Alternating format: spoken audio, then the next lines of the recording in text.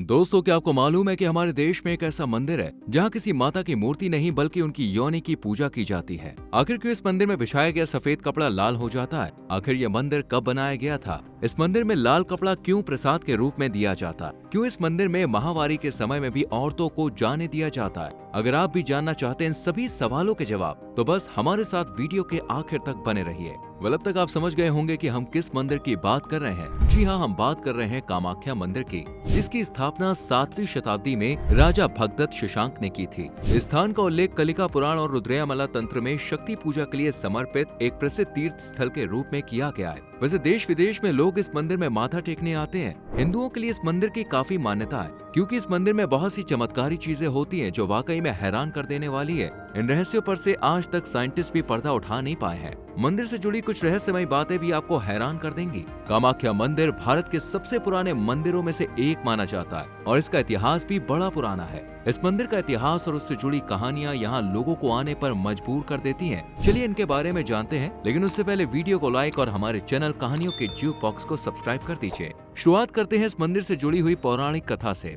ऐसा कहा जाता है कि माता सती के पिता दक्ष द्वारा एक यज्ञ रखा गया, जिसमें उन्होंने जानबूझकर शिव जी को नहीं बुलाया। इसलिए शिव जी नहीं चाहते थे कि देवी सती उस यज्ञ में जाएं, लेकिन वो जिद करके यज्ञ में शामिल होने चली गईं। लेकिन जब दक्ष ने भगवान शिव का अपमान किया तो सती माता बहुत गुस्सा हो गईं और उन्होंने यज्ञ अग्नि कुंड में कूदकर अपनी जान दे दी। भगवान शिव को जब ये पता चला तो उन्होंने गुस्से से अपना तीसरा नेत्र खोल दिया, जिसके बाद भगवान शिव ने यज्ञ कुंड से सती के पार्थिव शरीर को निकालकर कंधे पर उठा लिया और दुखी होकर यहाँ वहाँ घूमने लगे। तब विष्णु भगवान ने अपने चक्र से माता सती के 51 टुकड़े किए और जहाँ जहाँ माता सती के अंग गिरे वहाँ वहाँ पर माता का एक शक्तिपीठ बन गया, जिनमें से एक कामाख्या मंदिर भी है। क्योंकि इस जगह माता की योनि गिरी थी, इसलिए यहाँ पर उनकी मूर्ति नहीं बल्कि योनि की पूजा होती है। दोस्तों, हिंदू धर्म में पूजा पाठ के काम को बड़ी ही शुद्धता और सफाई से किया जाता है। यहाँ तक कि ऐसा कहा जाता है कि औरतें महीने के उन खास दिनों में मंदिर में ना तो जाएंगी और ना ही किसी पवित्र काम को करेंगी। अब ऐसे में अगर हम आपसे कहें कि कामाख्या देवी मंदिर,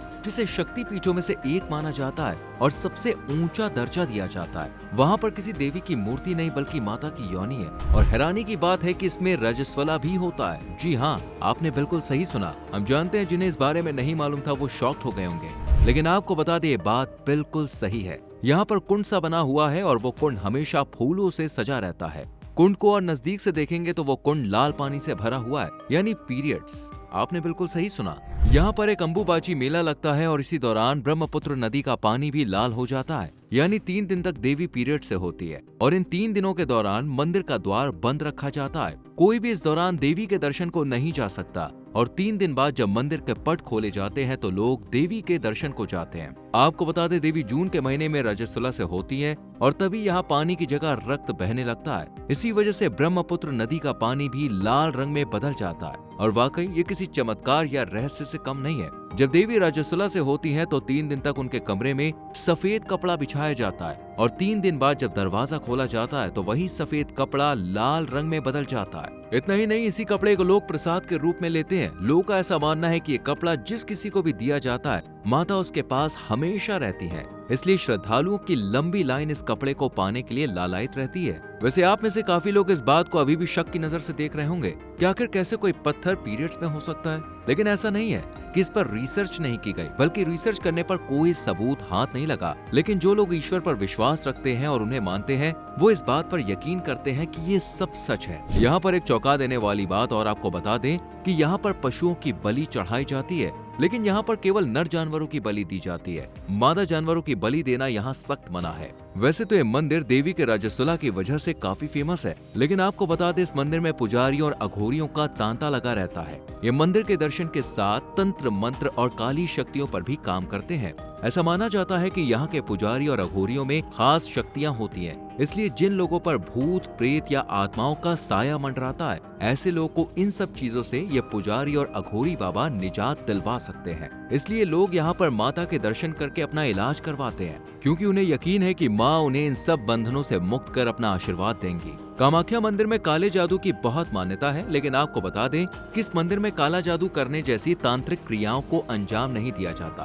बल्कि यहाँ लोग काला जादू से छुटकारा पाने के लिए आते हैं। हैरान कर देने वाली बात तो ये है कि दुनिया कितनी आगे निकल गई है, लेकिन आज भी लोग काला जादू से घिरे हुए हैं और इससे ठीक होने के विश्वास और पूरी आस्था के साथ यहाँ पर आते हैं। आपको बता दें, यहाँ जादू टोना या आत्माओं से छुटकारा दिलाने के लिए ही तांत्रिक विद्या का प्रयोग नहीं किया जाता, बल्कि यहाँ उन दुखी और परेशान लोगों की भी मदद की जाती है जो किसी गंभीर परेशानी से गुजर रहे होते हैं। जैसे किसी को पैसों की कमी है या किसी को हेल्थ इश्यूज हैं, तो वो लोग भी इन तांत्रिकों की मदद से इन समस्याओं से छुटकारा पा सकते हैं। बहुत से ऐसे लोग हैं जो औलाद के लिए तरसते हैं और औलाद की चाहत में इस मंदिर में आते हैं और चमत्कार तो देखिए, यहाँ से औलाद का सुख भी मिलता है। आपको बता दें कि कामाख्या मंदिर की तरह ही त्रिपुर सुंदरी का मंदिर भी तांत्रिक साधना के लिए बहुत फेमस माना जाता है। देवी त्रिपुर सुंदरी के बारे में भी पौराणिक ग्रंथों में जानने को मिलता है। ये मंदिर उदयपुर की पहाड़ियों में मौजूद है और ये मंदिर भी उन 51 शक्तिपीठों में से एक है जिनकी मान्यता लोगों के बीच कई गुना ज्यादा है। कामाख्या मंदिर को लेकर लोगों की मान्यता है कि यहाँ से कोई भी खाली हाथ नहीं जाता,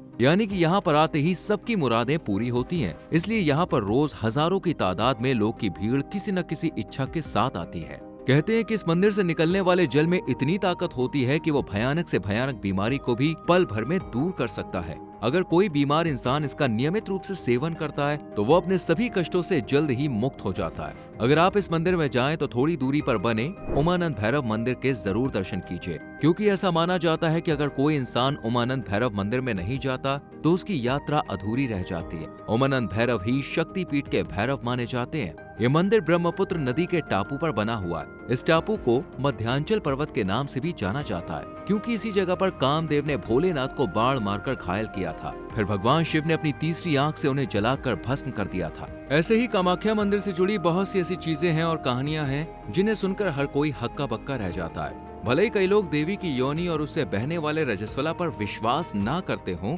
लेकिन देवी के भक्त इस पर अटूट विश्वास रखते हैं। इसके अलावा भक्तों के जीवन में हो रहे चमत्कार और उनकी पूरी होती इच्छाएं भी इस मंदिर की शक्ति को मानने के लिए लोगों को मजबूर कर देती हैं। इस मंदिर का होना ही इस बात का सबूत है कि संसार की जन्मदाता औरत होती है और कामाख्या देवी मंदिर में होने वाले रजस्वला से यही सीख मिलती है कि संसार को जन्म देने वाली हर औरत को सम्मान देना चाहिए। अगर आप भी इस मंदिर को देखने का प्लान बना रहे हैं तो आपको बता दें यहाँ कैसे पहुँचा जा सकता है। कामाख्या मंदिर सभी जगह से वेल कनेक्टेड है। अगर आप यहाँ पर ट्रेन से जाना चाहते हैं तो आपको कामाख्या रेलवे स्टेशन के लिए ट्रेन पकड़नी होगी। आप आसानी से मंदिर तक पहुँच सकते हैं। अगर आप बाय प्लेन जाना चाहते हैं तो गोपीनाथ बोरदोलाई हवाई अड्डा जाना है, जो शहर के केंद्र से 14 किलोमीटर दूर है। मंदिर जाने के लिए कोलकाता से उड़ान भरी जा सकती है। well, आपको क्या लगता है, क्या देवी से पीरियड होने वाली बात ये बिल्कुल सच है या फिर ये सिर्फ सुनी सुनाई बातें हैं? आपको क्या लगता है? अपनी राय कमेंट सेक्शन में जरूर लिखें। आपके कमेंट का हमें इंतजार रहेगा। वीडियो अच्छी लगी हो तो हमारी वीडियो को लाइक करें, शेयर करें और हमारे चैनल कहानियों के जूक बॉक्स को सब्सक्राइब करके बेल आइकॉन प्रेस करें, जिससे आपसे आने वाली वीडियोस के नोटिफिकेशंस बिल्कुल भी मिस ना हो। मिलेंगे आपसे अगली वीडियो में। अपना बहुत ख्याल रखिए। Bye bye, take care.